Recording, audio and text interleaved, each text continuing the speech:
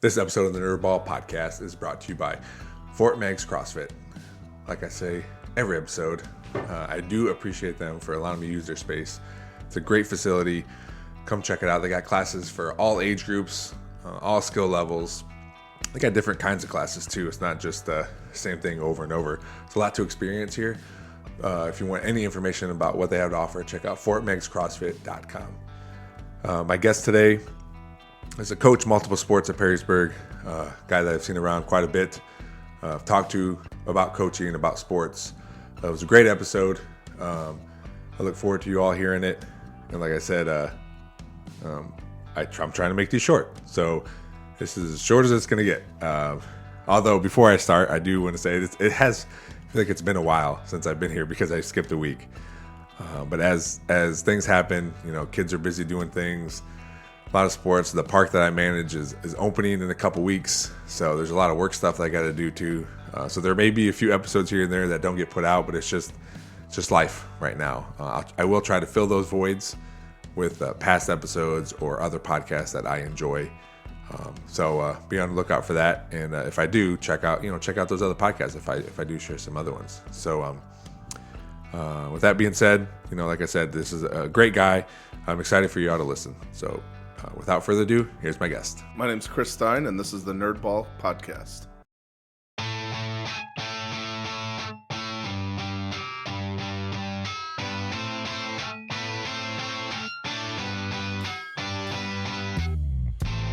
This is the Nerdball Podcast with Lorenzo Melcher. Great. Chris, thanks for coming on the podcast. Yeah, absolutely. Before we start, I do want to say publicly that I apologize for getting my dates mixed up. Not only did I get my dates mixed up, but I had to move you once to apparently yesterday on Saturday, and then you text me like, "Hey, you're not here." I'm like, "Oh no, it's the wrong day." Well, I would just want to make sure I had the right spot and everything like that. So I got a pre-look at everything and how the setup was. So all good. I preemptively moved you maybe a little bit later than I thought about it last weekend because my little sister got a party bus for her birthday, and I'm like, "There's no way I'm going to be able to do a podcast at 9 o'clock in the morning the next day." And I was right. I didn't get off the couch till like 3 o'clock in that. No problem. So thanks for being flexible. And we've known each other for a while now. I think we've knew each other, just seeing each other for a while until we finally introduced ourselves. But you're involved as I feel like as much as I am in Perrysburg stuff. Yeah. It's right now you're just finished up baseball. Yep. You did basketball as well. Yep. Have you coached other things in these? No, those are the only two my wife will let me. Yeah. It is a lot. It is a lot. Yeah, she said she actually gave me permission to do baseball. Yeah. Again, from my old school and that. So it was she's the key behind all of this. Oh, mine too. Well, they all are, aren't they? Yeah. Oh, for sure. Yeah, we can't be out here coaching and taking time away and without having someone, taking care of everything else. Right. Yeah. Exactly. Well, something I always ask everybody is, what is something you've been nerding out about lately? Like something you're always super into. Any hobbies, interests, something you could have started a long time ago, or something you just started. My biggest hobby is my baseball card and autograph collection. Yeah, I've been doing that since all the way. I was probably about 7 years old. My dad bought me my first baseball card set, and I've been hooked ever since. Yeah. So it for a while there, I got away from it, but a guy by the name of Dave Bowman, who's I coached his kids in town and that, and he got me hooked again on that. So I've always been very passionate about it. Yeah. Yeah. I have baseball card collections, and now it's Pokémon cards. We've talked about that before, and just miscellaneous stuff. I think my grandparents got us a whole Desert Storm collection too. Oh yeah, that me and my brother both have. But what about it? Like, do you remember as a kid, like getting these, and you're like, man, I just want to get a lot more of these. As a kid, it was just seeing the players on the card and then watching them on TV as well, and it was all. I mean, baseball's always been a passion of mine, and just everything about it.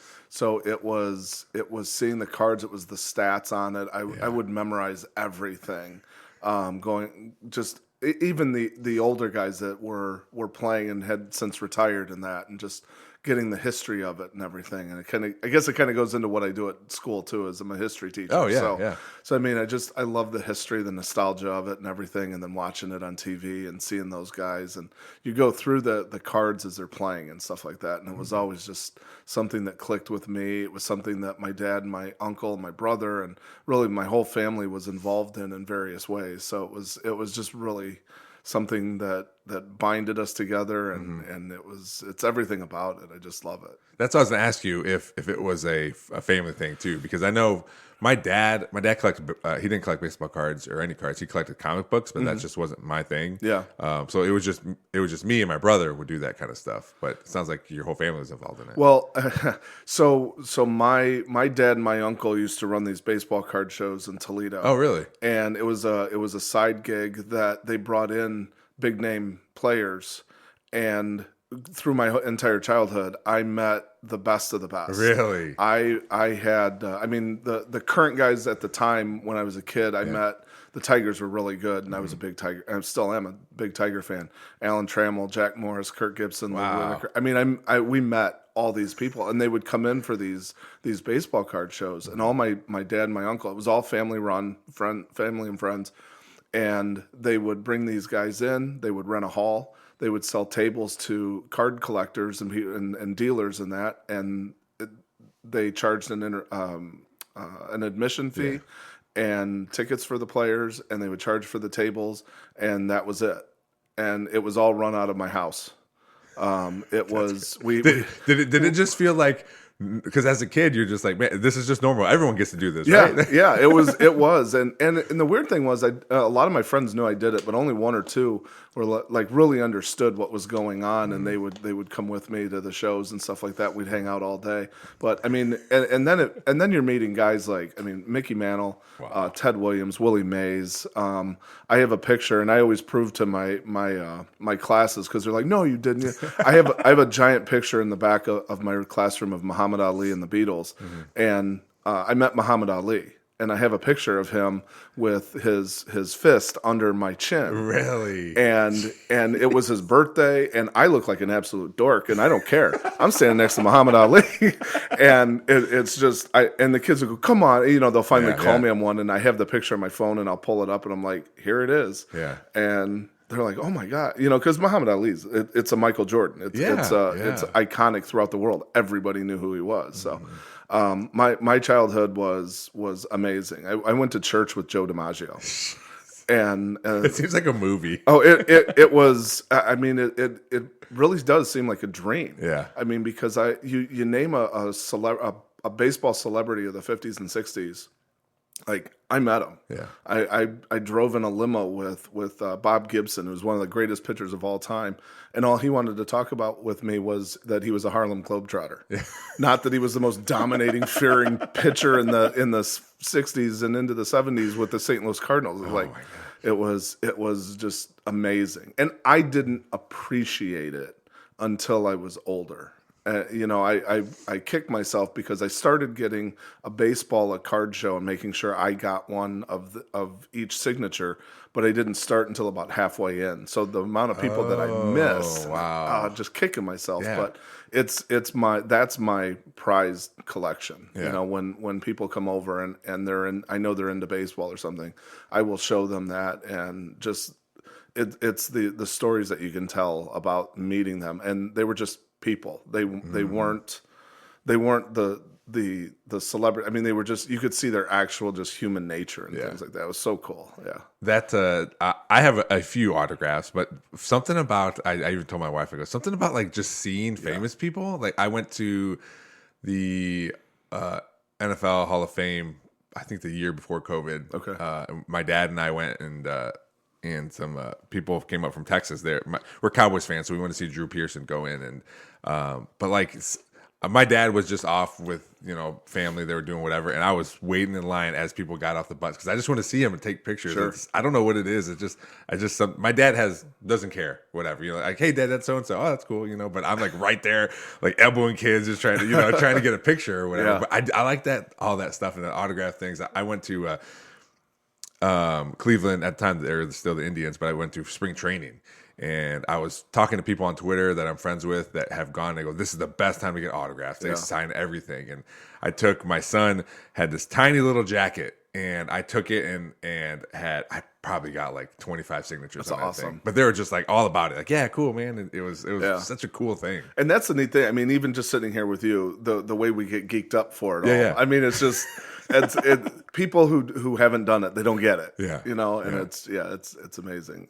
So yeah, and seeing some of the people that that I grew up watching, like Sandy Alomar's still a coach, and Charles Nagy was there, and I have just one of those fake jerseys, and so Charles Nagy signed that, and I had something else. I can't remember what it was. I think it was Corey Kluber signed 2 different things, so then I was able to give my friend something, so it was just like a cool experience. And my dad and I talk about going back eventually, but we just haven't been able to make it back. But it's so cool, and to do something like this, and then have like my son likes doing this kind of stuff and collecting Pokemon cards and seeing all this crap I have on my wall down in the basement. It's just a cool thing to also do together. Yeah, that's awesome. Yeah. So you talked about growing up with like just all these famous people, and now you said like, hey, like you appreciate it now, but I think that's like you said, you're kind of kicking yourself, but that's just what kids do, right? They're just there and living in the moment, and now people think it's weird when you're not taking a picture or video of something, and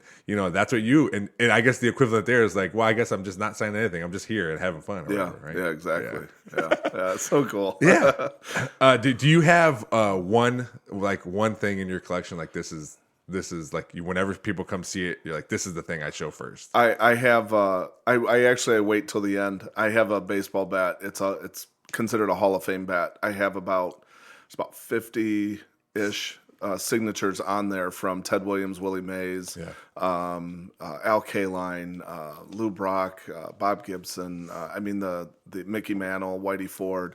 The names are just endless. Geez. I love it. I hide it away. It's you'd never be able to find it type of thing. And I'm like, well, okay, I'll bring this out. I do have a baseball, and I think there's a movie that just came out about this guy. It has Yogi Berra, who was the catcher for the Yankees and in the Hall of Fame. It has Mickey Mantle on it, and it has Whitey Ford. So you have the center fielder, the one of the best left-handed pitchers of all time, and the one of the best catchers of all time, all on the same baseball. And it's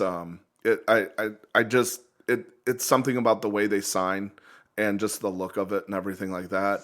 The hardest thing is I'm a Tiger fan, and I have all these Yankees that my dad always jokes about. He grew up hating these guys, and he told them, he goes, I hated you guys, and they get it, and it's so funny to think back on the conversations and things like that they had, because my dad growing up in the 60s, the Tigers were really good, and the teams that they had, and they used to talk about the rivalries, and you get some of the inside stories and stuff like that. It's so cool. But yeah, those are probably 2 of my favorite. And then I also have a baseball with it's called The Shot Heard Round the World, when the Giants walked off against the Dodgers. And I have Bobby Thompson's signature, and I have Ralph Branca, the guy who threw the pitch. Oh, really? And they were started doing later in life baseball card shows together, and realized they can, because players back then, they didn't make a lot of money, so they needed to supplement their income, and with their fame even afterwards, they made a decent living. And realized they could make a little more, especially Ralph Branca, because nobody knew who he was. He was just the pitcher. And they really started going around together. They were really cool to meet together and stuff like that. Was there ever someone you met, you're like, man, I wish I wouldn't have met you, because you're kind of a jerk, and now it like throws me all off? There were a couple. There was one, and I think he was just having a bad day. Hank Aaron was. It was the day they were the Browns were playing, because all the shows were usually done on a Sunday. Okay. Unless it was a really big star, and not that Hank Aaron wasn't a big star, but they might do a 2-day show or something like that. And he wanted to listen to the Browns game, so he had headphones in. You have people coming up wanting to talk to you, and it just seemed like, dude, you couldn't wait, or you just find the score. But I mean, overall, I know he's a nice guy, and I think he was just into the moment. The Browns were having a good season, and it's back with like Bernie Kosar and stuff like that, so they were pretty good. The biggest ones that I was disappointed in was they had Ken Griffey and Ken Griffey Sr. and Ken Griffey Jr. And Griffey was only 20 years old. I mean, Okay. he was just hitting his stride as a rookie with Seattle and everything like that. And they come in with this huge RV, and the people would bring stuff up to sign, and his dad would, you can't sign that. We'd have to have more money. You can't sign that. We'd have to have more money. You can't sign that.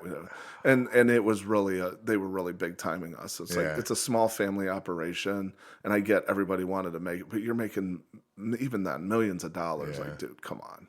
Like, you can sign it. I would hope it was more his dad than him. I would imagine him. He's Ken Griffey Jr. is just like, well, whatever my dad says, Right. And his dad. I mean, his dad had been through it. His dad was a star with the Reds and everything like that, and the Yankees. And I think he was just trying to help his kid, but at the same time, it was like you're kind of milking it a little bit, and it's like, whatever, man.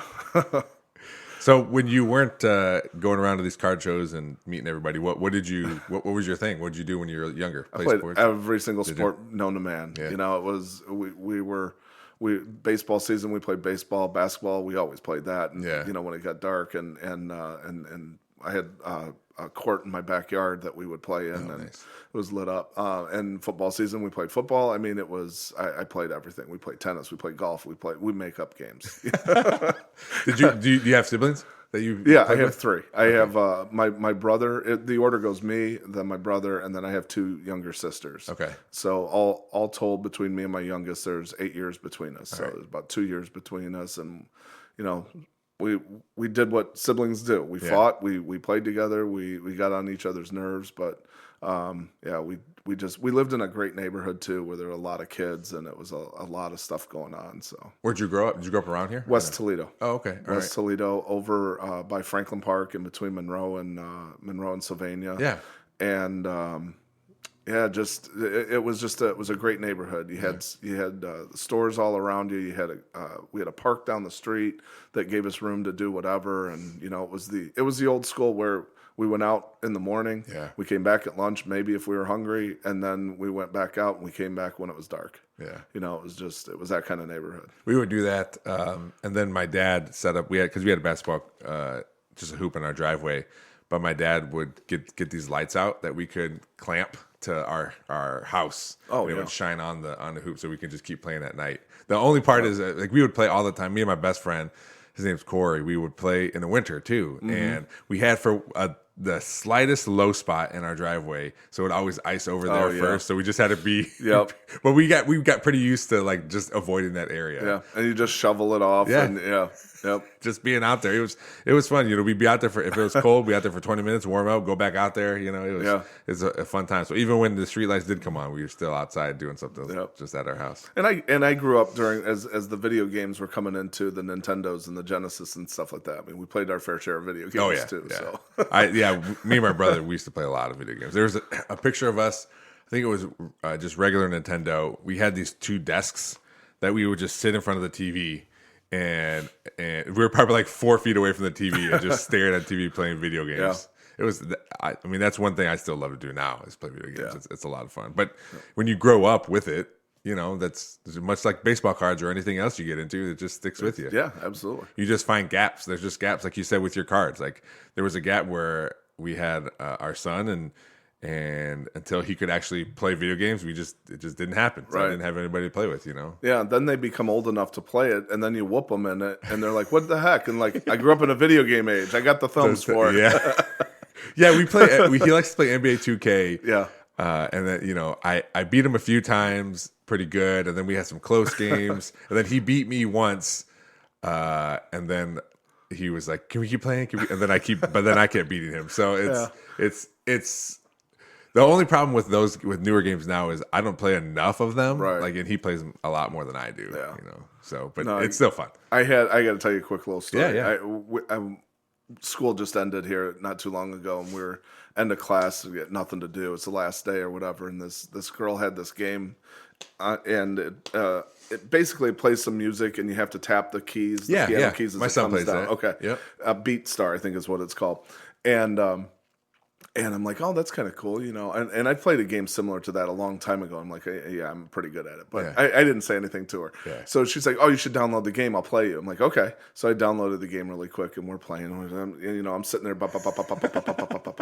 and the game finishes, and she goes, what'd you get? And I said, what'd you have? And she's like, I had 42,000 points. I said, so 47,000 would beat that. She's like, no. I'm like, girl, I grew up in the video game age. I said, I'm pretty good at stuff. That's what my kids play that, and then they will come to me as like, Dad, I can't beat this level. Can you beat it? That's the best because enjoy that while it lasts. Yeah. So you're out, playing sports, playing with all your siblings. Do they all? I know there's a big between you and the last one. There's 8 years, but for the most part, do you guys get along and everything when you guys are younger? Besides normal sibling stuff, but you guys hang out, play with. Yeah, we did. Yeah. I mean, we fought a lot, but we did when it comes down to it, and you look back to it. My brother and I used to play out back basketball all the time. There's only 2 years difference, so as he got a little older and that, and they usually ended up in fights. Yeah. We're wrestling on the ground or something like that. But no, we had a great childhood together. Mm-hmm. When we get together, it's very competitive still. Oh, really? We're all, except my one sister, we're all in our 40s, and it's still it's incredible. I mean, we just have so much fun together.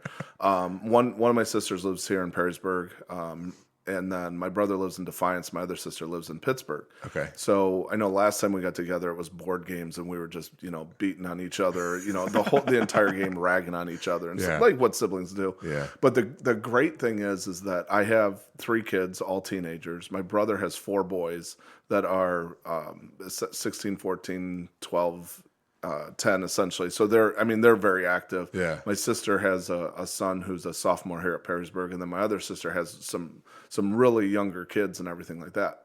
But when we get together, the games that we kickball games, football games, just everything, soccer games out, especially in my brother's house, he's got some land that we can play around in and that.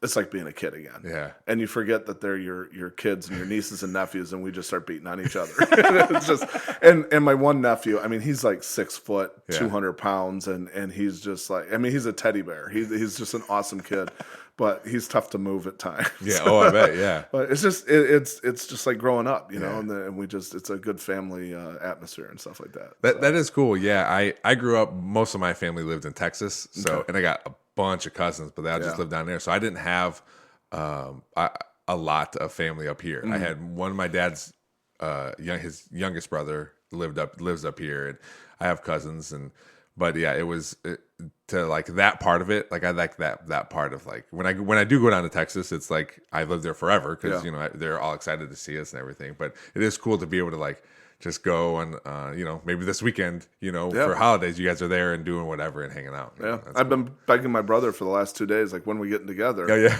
It's Memorial Weekend. He's like, well, I'm busy today. I'm like, Monday. He's like, well, we'll see. I'm like, well, let me know. I just talked to him last night. I'm like, dude, we got to get together. We got to, it's just that much fun. Yeah, I look forward to it. Yeah. So yeah.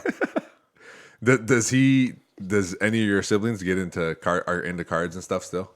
My brother is, and 2 of his boys especially. Okay. And my son was a little bit into the Pokémon stuff. He's got a ton of those that he's stored away in that, and he never really got into it. And my daughters they just don't care as much. I mean, they appreciate what I have, and they definitely don't touch my stuff downstairs. And when their friends come over, and their friends are usually more interested than they are. But my nephews get into it, and I've given them a lot of stuff that I have. And it's fun to share, and I'll go over there and they'll show me what they have, and I'll show them what I got. I do a lot more off of eBay and just kind of collecting things. Okay. And going through the industry's gotten really expensive nowadays. And it's like, well, do I want to buy a box, which is cool, and you miss that passion of opening up and the surprise, and at the same time, it's like, I'm just gonna buy this card and that card because that's what I'm looking for, and it's just easier sometimes. Yeah, I definitely definitely see that, because especially you're an adult, you can spend your money right how you would. Well, and now we go back to the wife card, so to speak. Yeah, I'm on a little bit of a budget because I know I'll get out of hand. So yeah, she and I have an agreement, which I sort of kind of not really keep to. I'll do that. I do the budget and stuff for the month, so there are budget line items that there's money to be spent for that kind of stuff, and but I have a cabinet in my garage that's full of unopened Pokemon cards. Yeah, and my son doesn't know that they're there, and my garage is a mess, so he's never going to get back to that cabinet. But some of these things, I just want to keep, and then 20 years later, they can open them and find whatever, But, I also like having it because if something's coming up or Christmas or birthday, you're like, oh, we need one more thing. I'll go to my Pokemon shelf. I got something there. And I never realized until much later how the Pokemon world and just how much things are worth and the value of those cards. And I went through my son's stuff one time, just kind of looking at some of the things and some of the cards he has. I'm like, man, these are like $20, $30 cards, and a couple of them that he had were like a couple $100. I'm like, wow. I mean, it's just as lucrative almost as baseball cards. And they're, you're just looking at them and you're like, it's a cartoon drawing, Yeah. That's exactly what it is. Yeah. But it's just whatever you get out of it. But like anything, like you said, your dad collected comic books, you collect Pokemon, and I collect baseball cards or whatever. There's a market for it. And I understand the passion that you have for it from a different perspective. I'm collecting something else, but people collecting stamps and coins and that. Yeah. I never do that, but I understand why you do it, and you just get into it. And I think that's the part. It's the kid in you and everything like that. And I think it's that connection back to your childhood, which that's what I love about it. I don't know. I probably would have bought Pokemon cards if I didn't have my son, but that was a huge catalyst to let's do this, because now we can. He might buy a box or I might buy a box, and he just opens all of them, but I'm there to see and be excited when certain cards come up or whatever. And as far as they are just drawings, but some of them. Especially because there's rare, alternate rare, alternate art, all these things. Right. Man, they are really well done. Yeah. And if you look at them to see the different art and different stuff that's on there, it's just really cool. Yeah. And I mean, that's my wife will look at them and like at a baseball card or something. She goes, it's a picture on a piece of cardboard. Yeah. I go, it's more than that. You're not if you haven't gone through it, you don't understand it. Yeah. And that was just with whether it's comic books, Pokemon, like I said, coins, stamps, baseball cards. It's just, then you appreciate it. Yeah. Yeah. So there is one I've never, and I don't know if you've been this way with baseball cards, because obviously they come in sets, and most of them I know. I'm assuming they still do, but remember when I collected baseball cards, they would have a couple cards that had checklists on them. Yeah. Right. And Pokemon cards are the same. Here's this set coming out in this set, and people like to collect entire sets. Yep. I've never been that way, except for this new set that's coming out. It's called, I think they're calling it Pokemon 151, which is the original 151 Pokemon. Okay. And I told my son, I go, if we're completing anything, this is the set we're completing, because this is what I remember. Now there's 800 Pokemon. There's so many different kinds. Yeah. But this is what I remember. But people, man, it's like you said, with collecting anything, it can be expensive. And some people collect set after set after set and have these binders full of these cards. I'm like, man, that's a lot of money. Not just and work, everything. Yes. As in not the money, not just in value of what you have, but in all the amount of cards you had to buy in order to get these cards. Yeah. Yeah. No, I have my other appreciation is my grandparents. I mean, they were, I think, around 60-ish when my parents and my uncle and aunt started the baseball card show and everything. And my grandma and grandpa got into it too. Yeah. And my grandma, up until, she passed away several years ago at the age of 88. And she would collect sets. Yeah. And she would do it the traditional way. She would just open them up and do the little checklist. And when she passed, the amount of sets that she had, it was just like, Grandma, holy crap, you got all of this stuff, and it's just another appreciation for that I had for the sets and things like that. It's childhood memories and remembering them and everything like that. So it's so cool. Did you obviously you started as a kid? When you got into high school and college, did this continue? You talked about a gap, but I was not sure. High school, it started to wind down. College, no, it was all stored at my parents' house, and it was just all put away. I never went through it. Was it just something that you just didn't have time for anymore? Or you just didn't want to. Yeah, I didn't have time. I wasn't going to, trudge it around to the dorm rooms and then the apartments and everything like that. Probably reacquired it at some point in time. I think my wife and I, when we bought our first house, I'm like, okay, I've got some space. I can store some things in that. And then during my first couple of years, I used to work up at St. Francis in Toledo, and I was coaching 2 sports. I just didn't have time and anything like that. And then gradually I started getting them back. I'd go through them here and there just when I had time, but for the most part, they were just collecting dust. And it took up a lot of space. And then my wife I'm going to kind of blame her. She's like, you got to go through it. You got to get rid of it. And I'm like, you want me to go through my stuff? Yeah.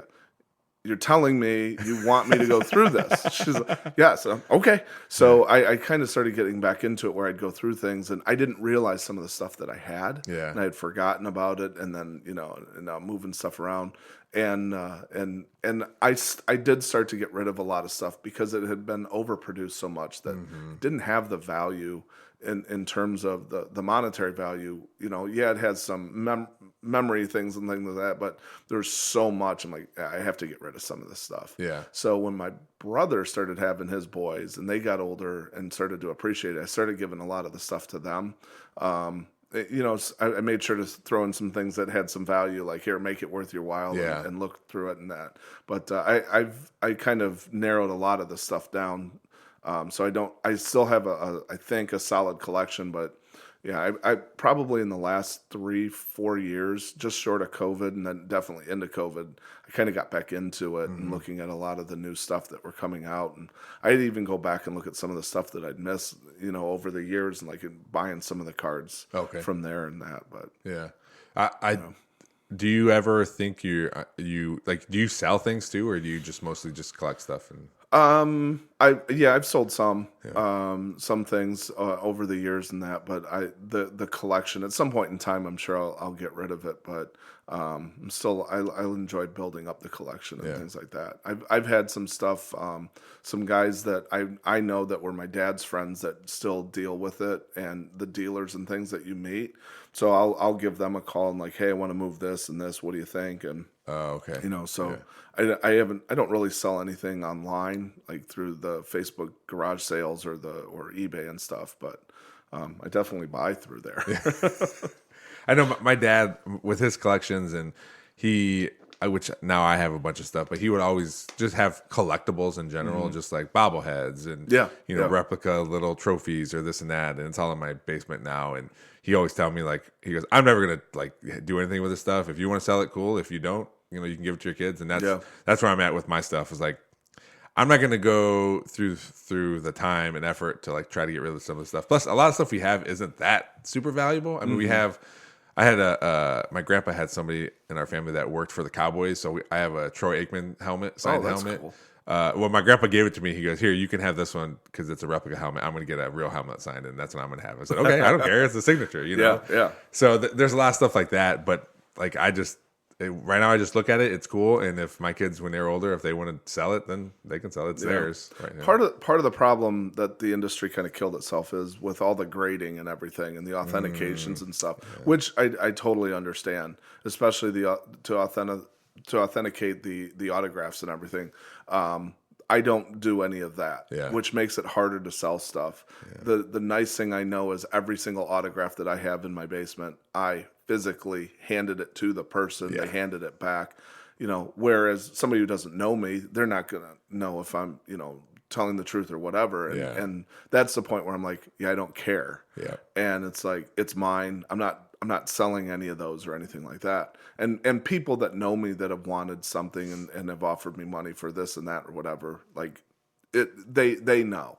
But the industry just became so bogged down with fakes and things like that it ruined it for everybody else and that. But my uncle, who's really big into this, he talked about, like, I understand why and how expensive it is to authenticate, but at the same time, in the future, when when I'm gone and I give it to my kids or whatever, nobody's going to know that. Yeah. You need to do that just from an insurance standpoint and stuff like that, which I get. So Yeah, so my son wants to send his cards in to get graded. Yep. I'm like, it's so expensive. oh god, isn't it ridiculous? Yeah. And then they base it based on how much is your card worth. It's like, so you're going to charge me X amount of dollars because I know this is worth a little more. Yeah. It's such a riot. Yeah, and we have like a bunch that we could probably send in, but it's I always look at I was like, look at the price, Mateo. It's too expensive. We can just put them right now. We put them in a penny sleeve and then put them in a hard sleeve, and then I keep do the them same in there, thing. and then keep them in there. And he has a separate area for all the quote unquote good cards, and then the bulk just go in those little baseball. He's never had one of the cardboard baseball card holders, like the long rectangle ones. Oh, so yeah. I bought him some of those. He goes, "What are these?" I go, "Check it out," and I folded it, put it together. He goes, "Oh man, these are cool." I have so many of them in the basement. He just never paid attention to them. Isn't that funny? How he's what, 11? Okay, and he's at the same point where we were when we were kids. Yeah, and the look, I can see the look on his face. He's going. We had the same look when we were kids. Yeah. The boxes and putting them in there, and I still do it. I have my good cards over here. Yep. I have the commons over here. I'm constantly. Well, he's no good anymore, and I'm constantly moving it. And, Yeah. all while watching the Tigers. Just it's like I'm 11 again myself. Yeah, that's it. It's cool. Every once in a while, my daughter will come home with cards too. She's like, "Dad, look, I got this Pokemon card from so and so." Or my friend opened up these football cards, and I told him I wanted the Cowboys, so I brought these two for you. So I put them on my shelf, and so she got excited about those too. She doesn't get nearly excited about the cards, but I think she just wants to do it so it's fair. So she's like, "Well, I want to open the cards too," but she doesn't care as so much. funny, But she's there, I have twin daughters, and they're going to be seniors now. Good God, I'm getting old. And they don't care at all, which is fine. But the Joe Burrow for the Bengals and everything, for some reason, my one daughter Paige has an affinity for him and whatnot. And I'm like, well, we were at the mall one time. I'm like, do you want a card or something like that? She's like, no, I'm good. So I ended up I got one off of eBay at some point in time, and I gave it to her, and she loves the card. I go, do you want any others or anything like that? She goes, no, I'm good. She's got one card in her collection. And it's complete. Her collection is complete at one. Oh, that's great. That's so funny. Yeah, because you're in the back of your head, you're thinking like, all right, well, maybe this will blossom into something. Yeah, like, no. Nope. One card. That's it. That's so good. Yeah. So I do want to go back a little bit. We talked about you obviously growing up and being with all these people and hanging out with friends and stuff. And you're a history teacher now. When did you decide, like, hey, this is what I want to do? Obviously, I think probably collecting played into that because, like you said, there's a lot of history into that and meeting all these historical baseball players and this. Did any of that play into you wanting to be a history teacher, or was there something else? I think subconsciously it did, but the reason I became a history teacher is because of my dad. Both my parents have education degrees. Neither of them really. Well, my dad didn't go into education. He ended up working for the state of Ohio in another capacity, and then was offered a job. But he was like, well, I just got this job. I'm a teaching job. And then he's like, I already have this job, so maybe I'll go back into teaching later on. And he never did. But my mom worked. She had an education degree, and she basically ran a daycare out of her house for about 20 years. Oh, wow. So I don't want to say she didn't use it, but it wasn't like formal for a school. Yeah, exactly. Yeah. So, and then she worked for an attorney's office for the second half of her life and everything like that. But they both got into education. They're both great. They're still alive. They're both great around kids and everything like that. And I always had that, I think, built up in my head, like, this is what I should do. Yeah. That's not what I started in college. I started as I wanted to be an accountant. Really? At Bowling Green. How? Why? And I was always good at math. Okay. All of those aptitude tests that you take in schools. Yeah. Like I always tried to gear it towards I wanted something where I'm going to make some money and everything like that. So I would always make sure to answer it towards I want to be an accountant. I'm going to be a CPA. I'm going to do, and it's like I knew in my head, like, I want to coach too. And I was at I was going back to Bowling Green one weekend, and I was a freshman, couldn't have a car on campus, so my dad's driving me back, and it was after the first semester, just starting the second semester. I'm like, yeah, I don't want to be an accountant. Yeah. He goes, really? And like he already knew what was coming. And I said, yeah, I'm changing my major. And he goes, gee, what's it going to be? And I mean, he already knew, like, you're going to be a teacher. And it's because of that. My dad was big into history. I loved it too. And it just grew up, you're watching the movies and the documentaries and things like that. And just like teaching and coaching, it was like what I wanted to do. I wanted to be around kids and, switched my major and didn't look back and haven't looked back. Yeah. So. I love history too. I went to school, I went to BG, then I went to Owens, and I was going to be a history teacher. Then there was a guy there. I'm not going to blame it totally on him, because obviously, but he was like, I took a history class, and I just didn't like it. Yeah. And I probably part of it was him, and part of it was me not like fully into it. But I've always liked it, and I think what really helped too is Mr. Ferguson was one of my favorite teachers. He was so cool. I can't say enough about him. Yeah. Dean has been a huge impact on my teaching career. Yeah. And when I left St. Francis and came to Perrysburg, I had already been teaching for 14 years. Okay. And I've never claimed like I know everything. There's always, you always have more to learn. You always have more to appreciate and everything.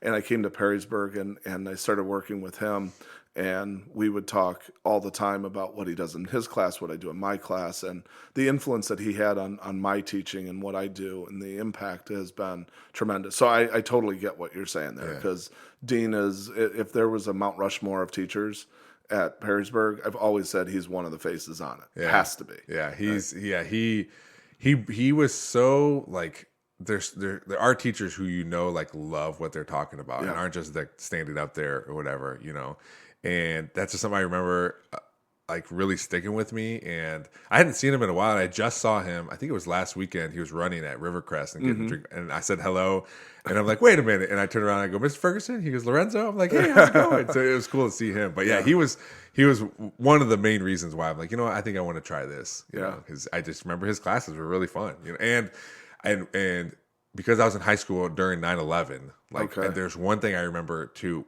specific memory is, we were in his class like the next day, I think. And he had that newspaper up there, like the extra that came out, and it had the towers on fire or whatever. And it was on TV. And I went up to his desk and I asked him, like, hey, I was like, this is all we've been seeing the past 24 hours. I go, do you mind if you just like turn the TV off? And he's like, yeah, he goes, we can do that. And it was just like, I don't remember like feeling a certain way about it. Right. I just know, I was like, I just don't want to, like, for hours, that's all we've been seeing. I go, I just don't want to see this anymore. And he turned the TV off and, went about doing whatever, but I remember that too. Yeah. I just talked to him not too long ago myself. He's been retired fully for the last couple of years. And every year, I mean, he knows the routine. I teach his A-push class now, the AP US History. And he texts me right before the test, hey, good luck. Yeah. Like, these kids are ready. He gives me some encouragement, which is awesome. And then he'll text me about a week after the test, hey, how did it go? And things like that. And I usually just call him. I'm like, this is going to be a very long text back and forth. and I want to hear his voice. Yeah. And I appreciate the fact that, a lot of teachers, they retire, I'm done. And that's it. And I know that he still has an affinity for it. I know he still wants to be in the classroom. I wish he was in the classroom. We actually taught the class about 5 years together, where he had a couple of sections, I had a section or two, and we would talk every day. Well, here's what we're doing today. And to his credit, he was never like, okay, we have to do it this way. It was always, what do you think? Collaborative. And very much so. And just... He's just a genuinely great guy. Yeah. So he's a Guardian fan, so I don't hold that against him. And he doesn't hold that against me being a Tiger fan. But yeah. And he loved. I remember him loving The Simpsons too. Oh. So it's funny you mentioned that, because I just found a box of the Simpsons stuff that he used to have. Oh, really? And he would put it in the display case or on his desk and everything like that. And I text him. I'm like, hey, I took a picture. I sent it to him. I'm like, I have all this Simpsons stuff. What do you want me to do with it, or do you want it, or anything like that? And he's like, I'm good. I don't know where I'm gonna put all that junk or something like that. So, but yeah, I've got a bunch of his stuff, and I have in my classroom, I have a shelf that I have. It's kind of like my little mini museum, and I try to take something out of teachers who have left Perrysburg recently. Oh, okay. And I'll put something up there, and I can look up and I'll remember. Like I have a tiger from Chris Harvey. He had all the stuffed tigers in his classroom. Yeah.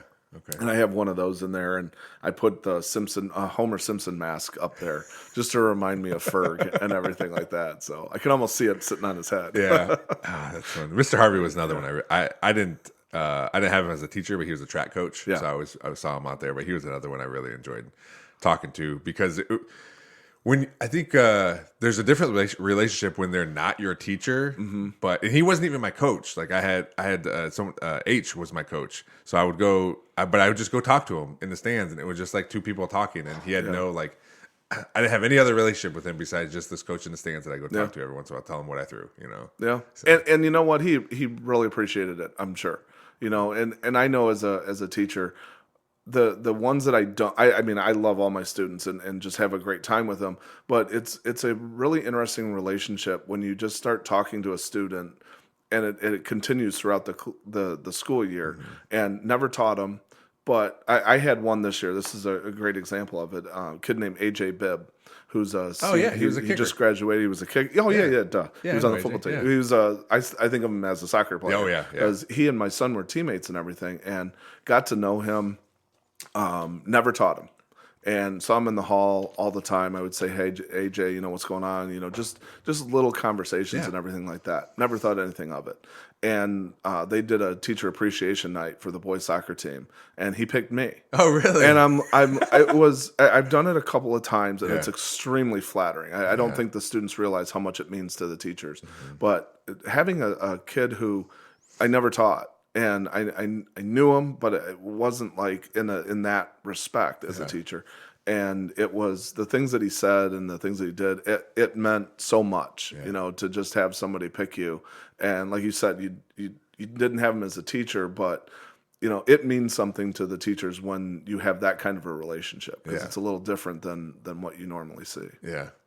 I one thing we're going through now, you talked about graduation, is my wife just went to the store. She went to the dollar store and got a bunch of graduation cards. It's one thing that's happened since being moved up to varsity is just all the graduation parties you go to now. Yeah. And now coaching, other sports. So, if I stay with basketball, it'll happen more through there too. Sure. But it's just like graduation season. And we had to like set a budget just for like, all right, these next few months, because once we give, especially like, I always feel like there has to be certain levels. Like, all right, I coached you on the football team, or you live around the neighborhood, or you're this or that. I was like, all right, where are we at here, and how much money? Because they're gonna talk to each other. How many times am I going to see you for the rest of your life? Yeah, I'm going to slip this one a 10 or a 20. But it is even getting those in the mail. Like, oh yeah, here's another one we get to go to and hang out or whatever. See them one last time. Yeah. Or when they come back home and that kind of stuff. But it's fun. It gives you a new appreciation for the kids. It really does, because they thought of you, and it is pretty cool. Yeah. It's fun too to see them. One of my favorite things, and I do it with my kids too, is when they're with us, they're a certain way, and then when they're with their friends, they're almost different people. Yeah. And how they act and how they talk, and I like seeing like the football players when they're just hanging out at their house or talking to their friends or whatever, because that's like, yes, I know you like football and you're there to do a job, and you're being respectful and this and that, but like just to see you be with your friends, I like that part of it. It's fun. Yeah. So you talked about being at St. Francis for 14 years. How long have you been teaching now? Total 23 years. Okay. So I talked to one of my Paul Patterson, who's a football coach, math teacher now, and he talked about working at Central. Yeah. And he's like, man, I'm kind of kicking myself because like not getting into that state retirement. He was like, I was there for 10 years. Mm-hmm. Yeah, I can relate. Paul and I have talked about that a few times. Have you? Yeah. Well, Paul and I actually have a relationship that goes back before we were here. Oh, really? he was at Central as a basketball coach. Okay. He was the varsity head boys coach. Okay. And I was an assistant varsity coach at St. Francis. So we've coached against each other a few times. Okay. And I do remember when I was there, I'm like, I have a really good appreciation for him. You kind of get to know the coaches from the other side. You see them out in. I mean, it's a small coaching world. You know how that is, and always had a great reputation. I always enjoyed coaching against him and saying hi and talking to him before and after the games, and it was, he did a great job there. So when Paul came to Perrysburg, and we've seen each other around because we live in the same general vicinity neighborhood in Perrysburg, and just like, why do I remember you? And then all of a sudden it's like, well, you used to be the Central coach. Oh, that's right. And then all of a sudden now he's a coworker, and it's just he's such a great guy. I mean, there's so many of them at Perrysburg, but he really is. I knew as soon as we hired him, I'm like, that is a great hire because I know how he's going to be in the classroom. I know how he is with kids, and he obviously knows his stuff and that. And it's I'm glad he's there. Was he as fiery back then as he? Because I remember talking to Gary, who coached with him at Genoa, and how he can get pretty animated. And I've seen him because Mateo played on his son's baseball team for a season too. I was like, he can get fired up. Yeah. He's real competitive. Seems like. I hate to say it's almost toned down a little bit. Oh, okay.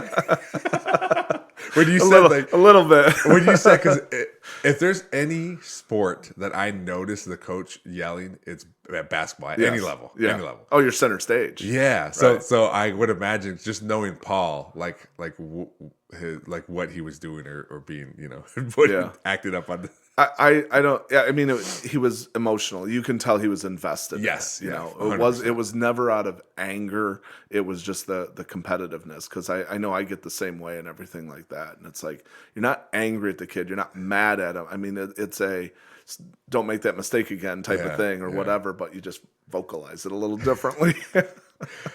Being on the bench or behind the bench this year for girls basketball, I paid attention to the coaches a little bit more, and Coach Sims being out there. And one of the funniest things, and I don't know if I'll ever get this way because I'm horrible with names, but just being able to yell at the refs with their first name, it just seems like a weird thing to me because I've never done that or been able to do that. But he's been around for so long, and so have these officials, and just yelling at him like, Greg, what was that? Why'd you it would just make me laugh to hear how they would do it. And as you get to know the refs a little more, there's a couple that I see all the time, and then coaching baseball as well. Some of them are referees and umpires. Okay. And coaching first, I'll stand next to an umpire.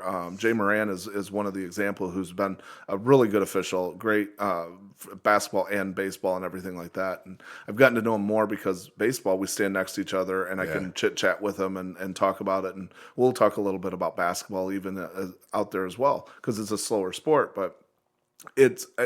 I almost sometimes I don't mean to get on you or yell, but I don't think most of them take it personally, and I think as you get to know them and they get to know you, you can have those conversations and you can get on them a little differently and everything, but you still got to be careful not to overstep your bounds. Yeah.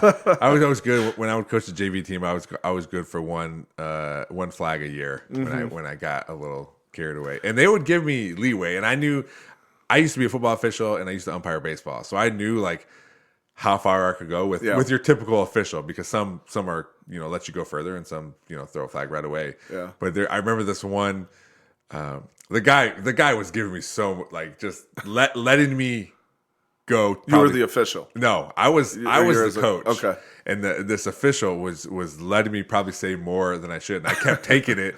And then and then he's like, all right, that's enough. And then in my head, I go, okay, I'm going to say this other thing, and I'm going to get a flag, but I'm saying it anyway. And I don't remember what I said or whatever. And he threw a flag, and all the kids look at me. Whenever that would happen, though, after the game, I would say hey, I did this for whatever, but I shouldn't have done it, and I apologize to you guys or whatever. But I think being a referee and an umpire made me understand them a little bit more, so I could So I coach softball now, and I do not tolerate any parents talking about balls and strikes ever. And I'll let them do it one time, and then after that, the umpire doesn't have to say anything to me. I will go to that parent and be like, hey, please don't do that anymore. It's just not something we do. And let's face it, they're not changing their minds. They are not. There's no. the call, live with it, Yeah, and just cheer for your kid. Yeah. The only time I will say stuff to umpires, and it happened, I think it happened at Mateo's baseball game, is a kid made a call, and then like the coach was talking to him, and then he changed the call. So then I wasn't upset, whatever. Afterward, I told the kid, like, hey, right call or wrong call, like, stick with your call, and the only person that should help make you change it is your partner, right? Because because he saw something different or whatever, But a lot of times when I'm talking to umpires, I let them know, like, hey, I used to do this. I used to be director of umpires. Just want to give you some pointers, this and that. It's not, you guys constructive criticism. I Yeah. mean, just as much as a coach probably needs to get better at something. Yeah. Umpires too, players too. We're all trying to get better. So. I will never tell anyone you made the right call or wrong call. I would say, here's what would make it better, so coaches don't say something to you. I've had a couple of times where umpires, and I know I've gained some respect, and vice versa. I've had some umpires, an inning or two later, or a quarter later, or even at halftime of something, they'll look at me and they'll say, "Did I get it right?" And I said, I think you missed it. And sometimes it'd be a call against us or something like that, or one that they gave us. And they'll ask me, like, did I get it right? And I said, no, he didn't do this, he didn't do that, or whatever. Yeah. And I think it's a nice respect when you've been around a little bit that they know you and they trust you.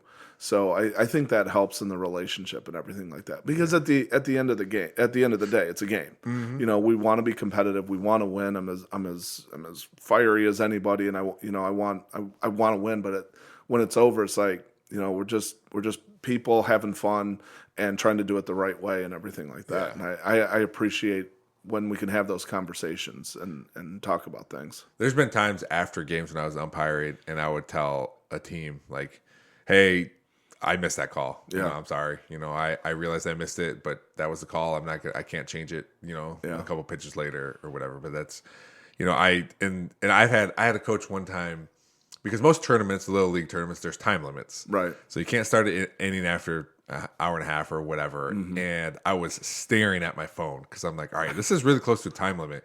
And a lot of times for teams, and I'm sure for teams to get away from that time limit is, if they're losing and they're in the field, we're trying to start another inning, their pitcher goes right out there and goes, I'm ready, let's go. Yeah. And like, okay, then we can continue.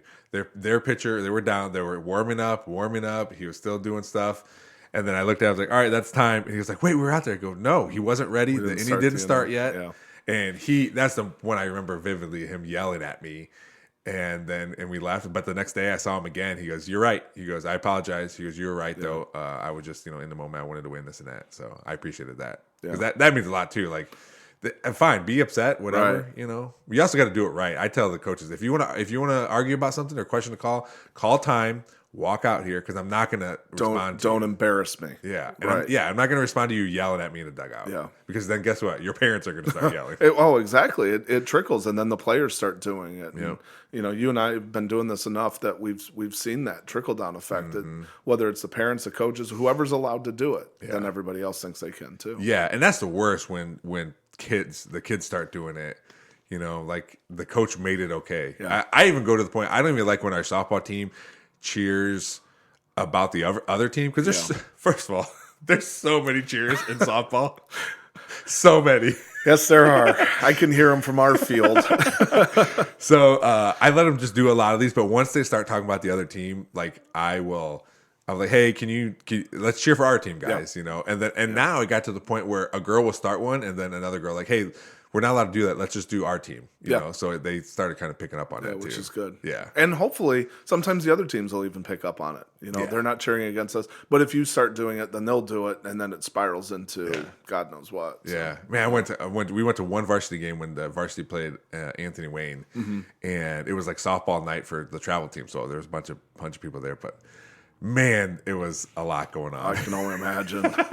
The coolest thing though is my 8U team was up at the back on the backstop, and they were like cheering one of their cheers, and then the varsity girls started doing it with them. Oh, that's cool. It was really cool, yeah. And that's where the community thing comes in, because they reciprocate it back and forth and stuff. That's awesome. Yeah, so it was a good time, but yeah, that's some of that stuff. Some of that stuff gets on you after a while. Yeah, we shared a bus twice earlier on in the season with the softball as the varsity teams were going. One of them was to Springfield, and the girls were on the back of the bus, and they were doing their little chants and cheers. And yeah, guys don't do that. No. And just listening to it, and I mean, it's their team. I whatever. And that was the last time we traveled with them. I would imagine Coach Hall's been around long enough where that wouldn't have happened. I don't know what happened, but part of it was both teams were a little bigger this year, and it was a little bit of a safety issue because all of the equipment and everything that's out there and that. But he's like, we're either driving or we're getting a separate bus. He looked at me and says, "You don't have to drive together with the girls for basketball, do you? When you have the dual nights and stuff like that?" I go, "No." He's like, "Well, we're not doing it either." How do you like coaching with him? Because this year I like the makeup of the coaches. It was you and Coach Hall, and then Trevor was here. Who is this his first time coaching this year? Right, his first year with us. So it's such a the different levels of, I guess, knowledge. I mean, you all have knowledge of baseball, but obviously some have been doing it longer than others. But how was it coaching with not only Coach Hall but Trevor too? Well, Coach Hall, I mean, first of all, he's a Hall of Fame coach. Yeah. Literally in the Hall of Fame and continues to do so and hit his 700th win, which was an amazing thing to be a part of and just the history of it. The thing about Coach Hall is he's been able to do it. I think he's been coaching for like 45 years or something like that, almost as long as I've been alive. Just saying. That's so crazy. It really is.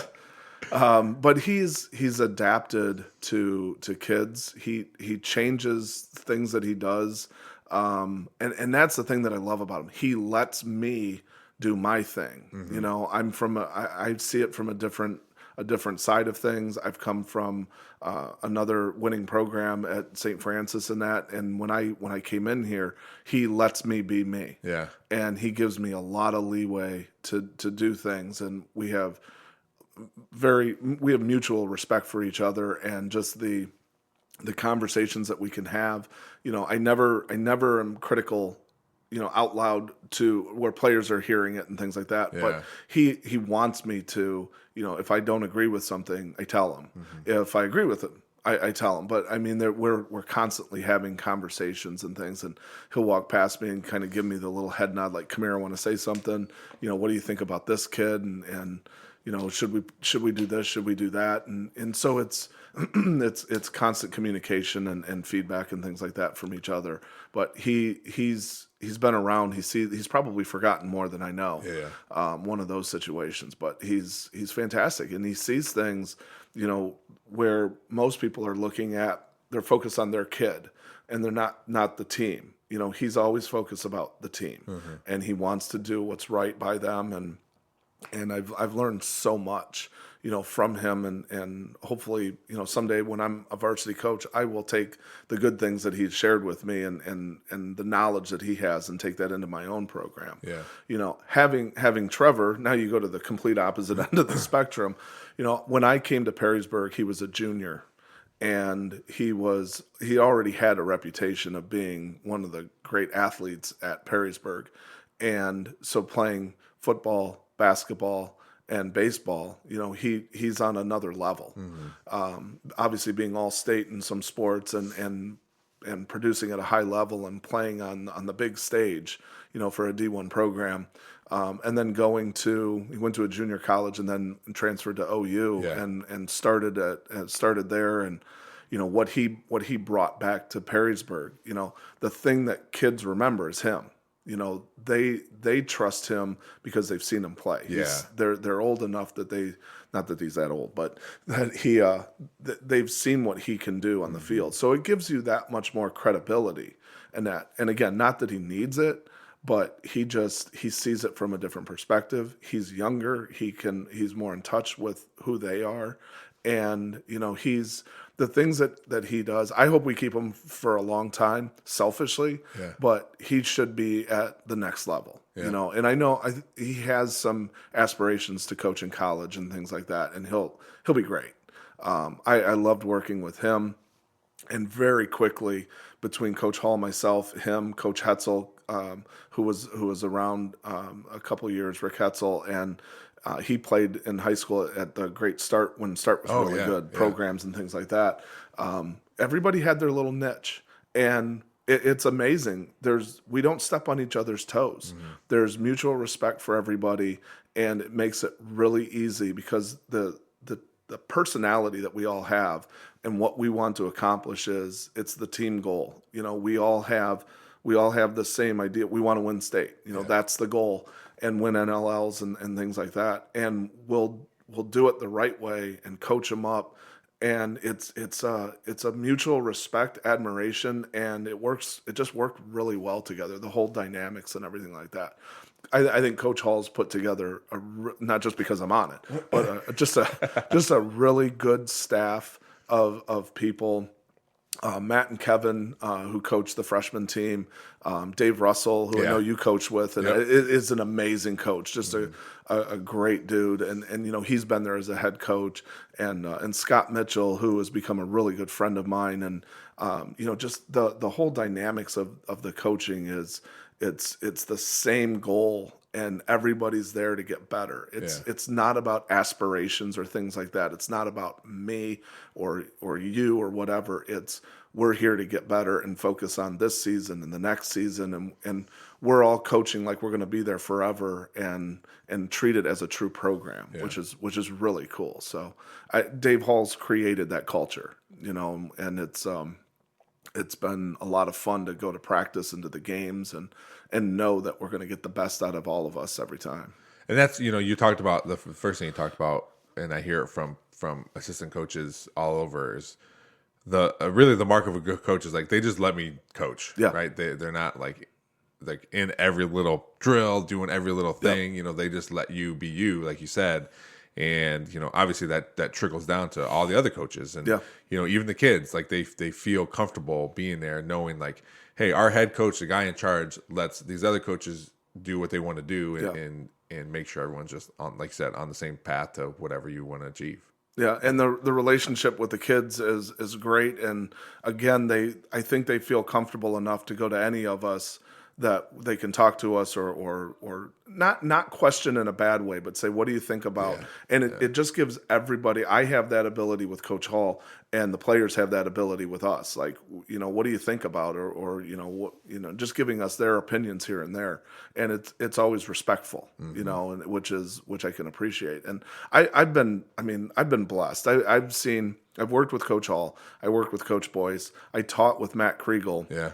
For a couple of years in the classroom and as a team teacher and that, and we worked together, and we've had 3 great coaches, and I was fortunate to see all of them and work with them in some capacity. That between all of them, there's a common factor, and they let their coaches coach. And I'm sure you saw that with Matt. I think Dirk does that too. Oh, yeah. Dirk is in that mold as well, because he gets it. And let your coaches coach, and you trust them. That's why you hired them in the first place. I get nervous sometimes. They give me like, do what you want to do. I'm like, but I don't even know. I don't know what I want to do. But it's that much where they're just like, I trust you. Like, do what you want to do. You'll figure it out. I remember I've said it before, but I remember when I first became a varsity coach with Coach Kriegel. He's like, do whatever drills you want to do. You'll find out which ones you like. You'll find out which ones they don't like. Maneuver around. He never once said, here's good drills to do. Do these. He just said, figure it out, and you'll be fine. They'll be fine. Yeah, and I think all of those coaches, they adapt. They change. They do the things that are necessary, that they see what other teams are doing, or they're not afraid to admit that this isn't working. We need to try something else. And I think that's one of the reasons why Perrysburg is so successful. I see that in other, like Todd Sims is the same way, and I've known him for quite a while as well. And he does the same thing. And there's a reason why guys like that, and Jorge, the coaches, Monheim's, and everybody's starting to come to mind, of all the Perrysburg coaches. They all have the same thing in common. They let their coaches coach, they let their players play, and they don't nitpick at every little thing. They let them feel comfortable, and I think that's one of the reasons why we're so successful. Yeah, I think so. What are you had mentioned being a varsity head coach. What are your, do you have aspirations in any sport to be like, hey, I want to be in charge of? Yes. Anywhere? I want to be at Perrysburg. Yeah. it's one of the great programs in the state. You know, I mean, I don't want to go anywhere else. And the big question I always get is, which one do you want, baseball or basketball? Yeah. And I sometimes I just look at him and go, well, which one's leaving first? Yeah. You know, and I think Chuck Jaco deserves a lot of credit too for putting people in a position of being successful in that. And I know some of them were there before him, but he allows his coaches to coach. Yeah. And I know that Dave and Dave, they're so successful. I mean, they're over 1,300 wins between the two of them in their two respective sports. Yeah. And they, you know, they deserve to be here as long as they want. Yeah. And, you know, it's, I don't know which one I want. I love them both for different reasons. And it's, you know, I want to be a varsity coach, but I'm again really blessed to sit back and, well, not sit back, but participate with these guys because they let me do what I do. Yeah. And to be successful, I feel like I'm a varsity head coach. Yeah. Because they give me that freedom, you know, and I try not to overstep my bounds or anything like that, but I've had people come up to me in both sports and say, you act like you are the head coach at times. And I go, well, we all know who the head coach is. Yeah. Credit to them to give me that responsibility and trust me enough to be able to do my thing. I mean, there were timeouts where boys saw it in my eyes, like, I got this. Yeah. You know, and he would just back off, let me go. And then the timeout's over and he goes, okay, let's go. Yeah. You know, and Coach Hall's the same way. You know, they allow me to speak my mind and do what I do. And, you know, whenever it happens, I want to be a head coach. Yeah. I'm going to be a head coach. And it's a credit to those guys to give me that opportunity now and do what I do, that I know I'm going to do it right. Yeah. You know, hopefully, you know. That was something I wanted to for a while, was to be a head football coach. And, you know, I think what really cemented it was, I would always talk to Kriegel about it. Yeah. And, you know, when he retired, he, you know, me and he said he put a word in for me and Sam, you know, and then that didn't happen, but you know, whatever, I still want to do it. So then the Northview job came open, and Sam and I both applied for that too. And I think what cemented it, like other people see how I coach too, is that they gave me an interview. Like, you know, That says a lot. Yeah, and I was only a varsity assistant for 3 years, I think. Yeah. But I had a lot of other experience, and you know, I think I asked the athletic director, I was like, why'd you pick me? You know, it's a panel. There's like, I think there's like 7 people in there. It's like, why'd you pick me? You know, of all these other people, I don't have as much experience as some of these other people. And the assistant AD was like, man, I don't think anybody's ever asked that question. I go, really? I go, I'm super curious because I don't know if I would have picked me. Right. And they're like, well, you know, obviously we know you from football, but we talk to a lot of people. And I think Andrea Monheim's husband was at Northview, so they talked and found out more about me and everything. So that like cemented, like, yeah, I could do this. There's other people that know me besides just football stuff, you know. And now there's a gap there where I can't do anything, because if my son plays football, I can't imagine not watching him on Friday nights, you know. So I'll stay here for a while until he's done or decides not to play. You know, even talking to Sam, like, hey, there might be an opportunity for you if you're available. I was like, man, I can't. He's at Eastwood now, right? Yeah. I was like, I can't, man. As much as I want to move up and be an offensive coordinator for a varsity team or do these other things, I was like, I just can't not be here. Right. You know, my daughter's probably going to be a majorette too on Friday nights. So there's these things That's cool. that, you know, is that my goal? Yeah, but now it's just further down the road. If it happens, it happens. If not, you know, I'm still having a lot of fun doing what I'm doing. And that's the other thing that creeps in there, is that family component and everything like that. And I think it makes it a little easier to commit your time, knowing that with your son going to be there and your daughter, and that you're going to have a backstage pass to seeing what they do as well. And you'll appreciate it when it happens. And I'm sure you've seen it with like Drew Sims and Todd, you know, and things like that. So you're like, I want that moment. I'm going to be there, and you know, being at Perrysburg, they give you that opportunity, which is really cool. Yeah, it's cool. I'm looking forward to that part of it. He had a flag football game a couple weeks ago where the score was tied, and there was no time left. They scored with no time left. It was tied, and he caught the 1-point conversion to win. And that was all his buddies were excited. He doesn't play a lot on his team. Yeah. He's a big kid, and flag football is, you know, tall, fast kids running around everywhere. You know, but he caught a touchdown, and he caught the 2-point conversion. And his sister went up to hug him, and he pushed her out of the way and came right to me, But it was cool. He came right to me and gave me a hug, and and then I kind of flashed forward, like, man, it'd be nice to win or lose on a Friday night just to be there with him. Yeah. And I'm the first one that gets to talk to him after a win or a loss, and we can share that for however long. And when it happens in high school, and he comes up to you, and you're going to flash back to that day on that flag football field. And it's like, oh my God, it's just like it happened. It's finally there, but just don't rush it. Oh, I know.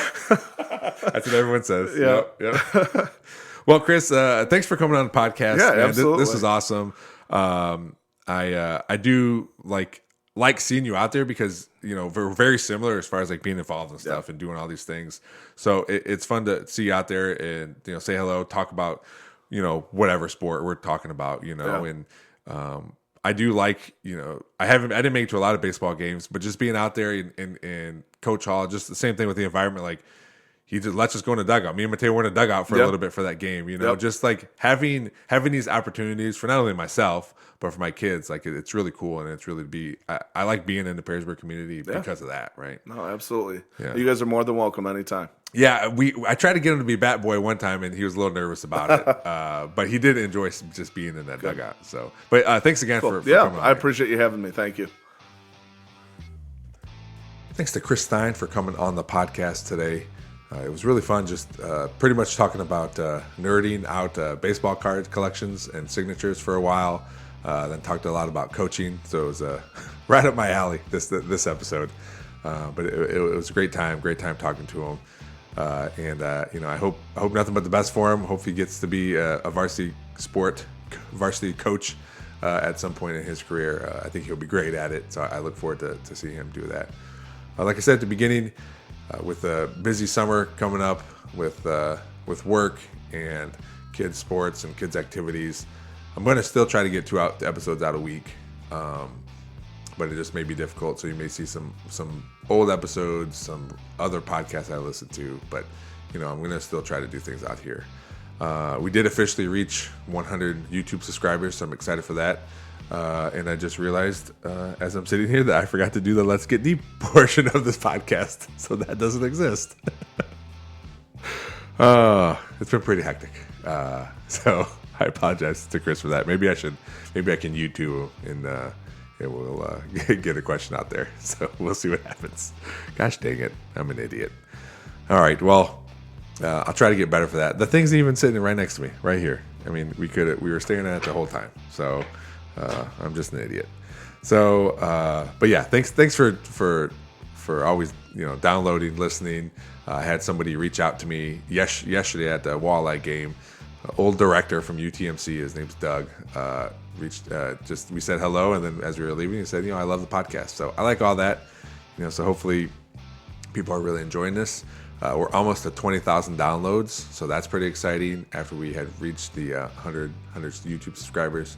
So we're making waves out there. So please share this, like it, share an episode that you like, comment on everything, just hit that subscribe button wherever you listen. If it's YouTube, if it's, Spotify, iTunes, there's subscribe options.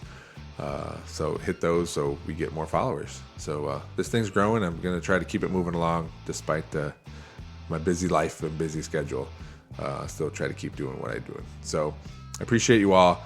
As always, thanks to Real JP Multimedia, Cuttlefish Graphics, Big Daddy Graphics, and Perrysburg Junior High STEM Lab for always helping out the podcast. Thanks for listening. We'll see you next time.